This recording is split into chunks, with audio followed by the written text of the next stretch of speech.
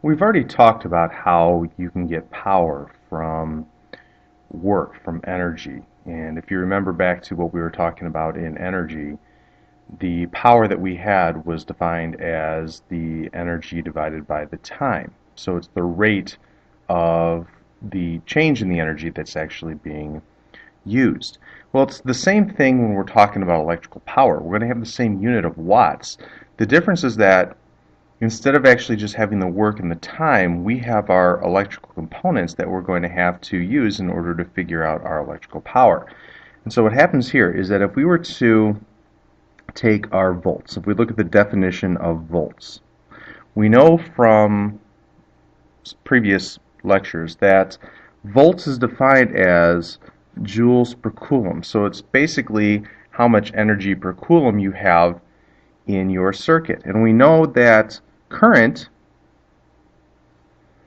is our rate of flow. So that's our coulombs per second. So that's how many coulombs are actually flowing every second. And so what happens here is if you wanted to get our electrical power, you end up multiplying the current and the voltage together. Because if you look at what happens here, we have our coulombs per second for our current. We're multiplying that times our joules per coulomb for our voltage, and then the coulombs end up canceling out, and you're left with joules per second, which is our power. That's exactly what we had before. So our electrical power in this case is just found by multiplying the current times the voltage together. The unit then for this electrical power is the same unit that we had before. Joules per second is simplified into watts. So our unit for electrical power is the same as it was for mechanical power, and that's just going to be in watts. The only difference between our mechanical power and electrical power is that typically we're not looking in the single watts. Usually we're looking in kilowatts because electrical power is used quite a bit.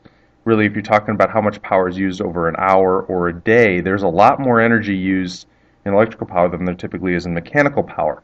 So if you think about what's happening here, if you're multiplying current times voltage together, in your house typically you have 120 volts, and for your currents you can have anywhere up to 15 amps. So you're talking about pretty big numbers here. So typically you're talking about in kilowatts. So our standard unit that we're going to have to use is watts, but usually when we're looking at electrical power, we're talking about the amount of power used in kilowatts.